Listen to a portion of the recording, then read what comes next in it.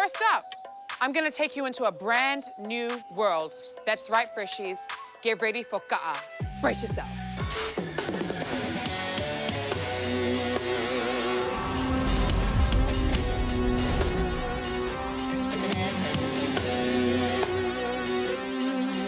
Aloha fresh. My name is Pati AF. This is me. This is YGB. Yeah. Get into it.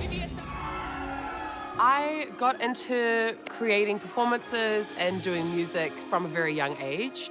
I'm Samoan, so my parents love to just chuck a guitar in my hand and shove me up in front of a whole bunch of people and sing for the family, which is so amazing when you're 7 and you have like stage fright. But the good thing about it was that it kind of funneled me and grew me and showed me how to be a good performer and get in front of the stage.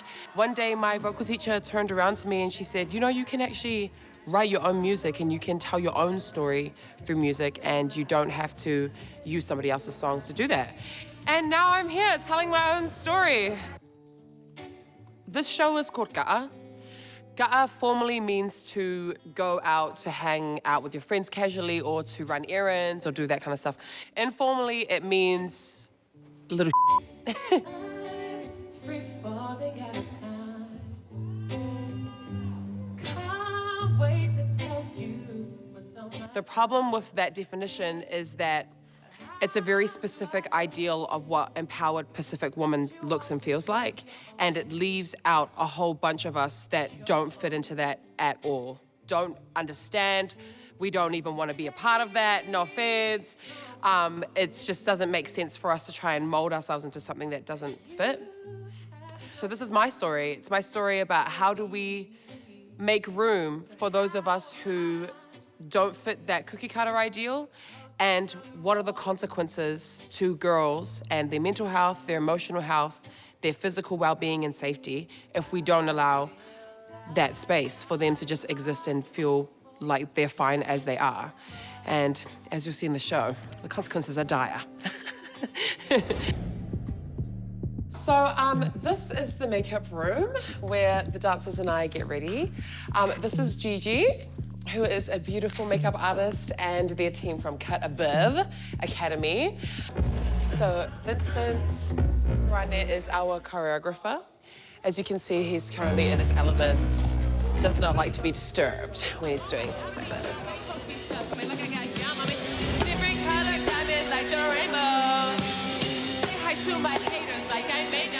The reception to the show so far has been overwhelming.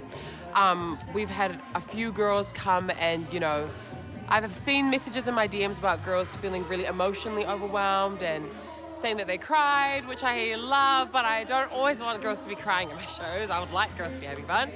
And then other, you know, people who have come to the show have just said that they're so happy that they had an opportunity to just be a ka'a and to take ownership of the word ka'a for themselves. And to me, those are compliments that matter way more to me than whether or not I looked good or whether or not I sang the best in the world. It matters most to me how the audience interacts with the story. So what makes all of this hard work and blood and sweat and tears worthwhile is putting that story on a stage, getting to tell it through my words, like my literal words, my literal music that I wrote with people that I support and that support me behind me, being able to see an audience member cry because they feel really touched by that story and they feel less alone, or seeing, you know, somebody feeling free because that's, you know, might be the only time out of their 9-to-5 week that they get an opportunity to step away from their family and their cultural obligations and be in this space and just exist. That's what makes it the best job in the world.